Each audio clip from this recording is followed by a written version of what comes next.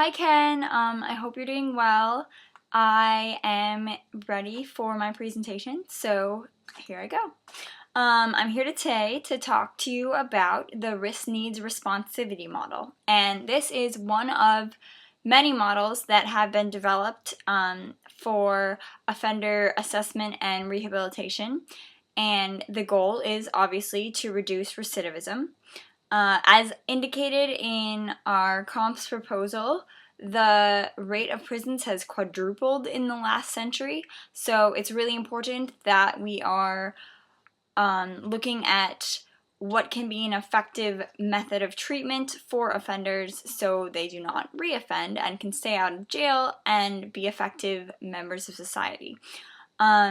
So this model, the risk needs responsivity model, was first invented in 1980, but formalized in 1990, and it started out in Canada, but has also been used in the U.S. And it has three core principles. The first is the risk principle, the needs principle, and the responsivity principle. Now, the risk principle basically states that you should target offenders with a higher probability of recidivism.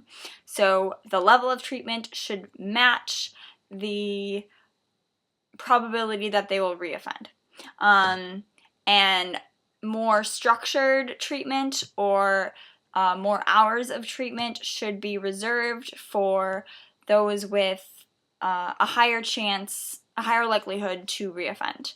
And this has been evaluated in multiple studies, as I indicated in my paper. And the interesting thing about the risk principle is that for offenders who are at lower risk to reoffend, it's actually been shown that putting them in very structured and intense treatment can increase their likelihood of recidivism. And this is, it makes sense if you think about it. If you put a person who is involved in positive activities, what are referred to as pro-social activities, and you stick them in a treatment facility that disrupts that, it's going to hurt them, and they're going to lose what they have built up for their life, or hurt their relationships, etc. It's also exposing them to higher risk criminals that have more what is referred to as pro-criminal attitudes. So that is also a big problem with exposing lower risk to higher risk offenders, is that the attitudes and the thinking and the strategies will kind of rub off on the lower risk offenders. And this is actually shown to be the case in multiple studies.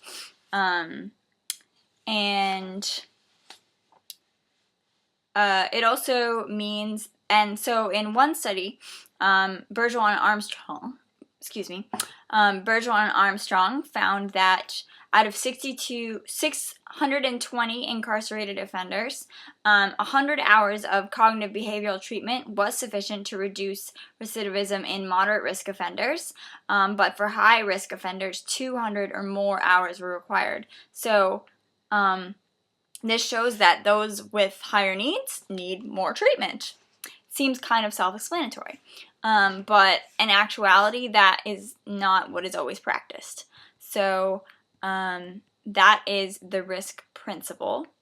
And another part of the risk principle is the assessment aspect. And this is why it's so crucial, is because the assessment aspect of the risk principle determines not only the dosage and type of treatment, but kind of a direction with where to go. And assessment has really evolved. It started out as simply being based off judgment of professionals, into what is now used more actuarial scales of measurement that can be more evidence-based and statistical. And one of the really popular ones, which I mentioned in my paper, is known as the level of service inventory revised. And this is one that's used a lot now, and it not only does it provide assessment about how likely they are to reoffend, but it also shows kind of specific needs of the offenders. And it's done through a structured interview of 10 areas that indicate high risk, such as criminal history, poor education, employment attitudes, etc. And it's done through that, and so through this interview and assessment, offenders are given a score and placed in a category of high risk, medium risk, low risk, etc. So this is one of the tools that has been proven effective for assessment. And like I said, this assessment is really important in determining how much treatment and then also what kind of treatment. And that kind of transitions into the needs principle. The needs principle states that therapy should be targeted towards what are known as criminogenic needs. And criminogenic needs are basically elements that have been shown to increase the likelihood of recidivism. And there are several needs. Risk factors. Among these are antisocial personality pattern, pro-criminal attitudes, and some of these for antisocial personality, if the person is impulsive, really pleasure-seeking, really aggressive. Pro-criminal attitudes are like rationalizing their crimes, not understanding what they're doing is wrong. If they have social support for crime, they have a lot of criminal friends, not many people in their life that are healthy influences. If there's substance abuse involved, if there are poor family or marital relationships, poor performance in school or work, or none at all, and also lack of involvement in pro-social or recreational activities.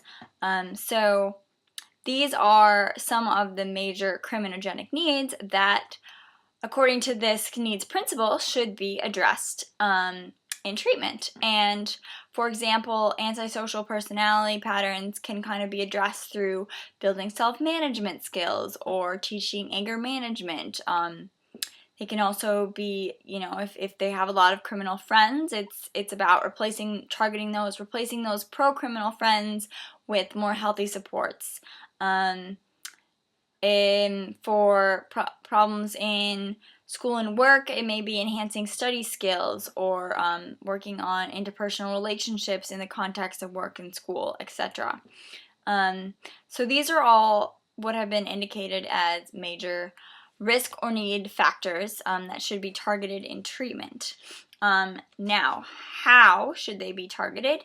Oh, in addition to these major factors, there are also what are known as minor or non-criminogenic needs. And these are needs such as increasing self-esteem, decreasing anxiety, addressing mental illness or physical health, creativity, things that have not been proven to directly correlate to recidivism, but could also have a major effect. Now, James Bonta really emphasizes the fact that these minor needs should not be addressed without addressing the criminogenic needs.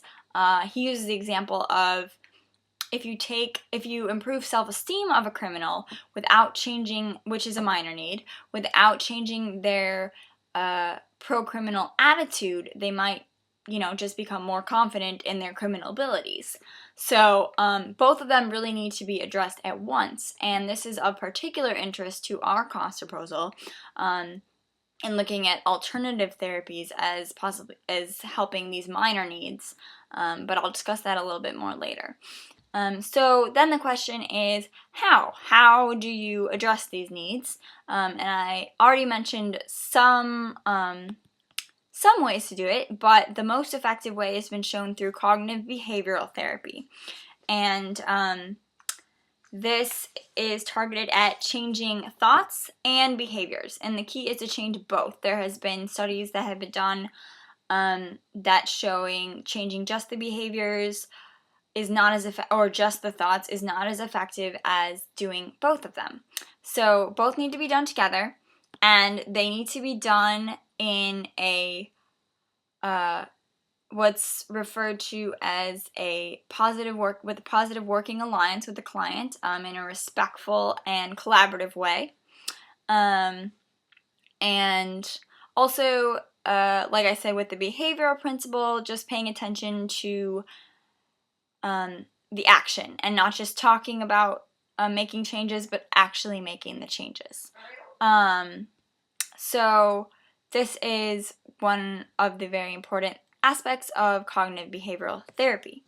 In addition to these primary needs, like I said, there needs to be a warm environment and respectful environment. The staff in the prisons needs to be trained on how to create that environment, and as well as the therapists who are administering the treatment. So those are all key aspects, and those are part of the responsivity principle, which is also that criminals are all people, also offenders are people, so the responsivity principle states that they respond to treatment differently. So that should be targeted directly to the learning styles or individual needs of each offender. Women may respond differently than men. There may be cultural issues that you have to pay attention to.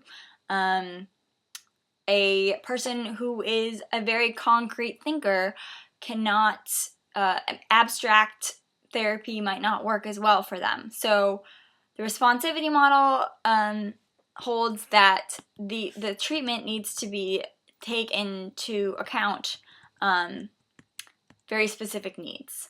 And those are the basic three principles of the risk needs responsivity factor.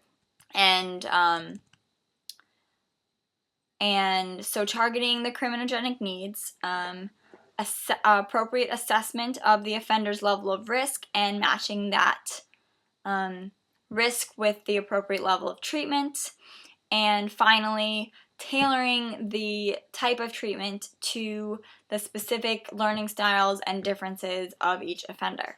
And this is important because we need to reduce recidivism as the rates of prison populations are rising.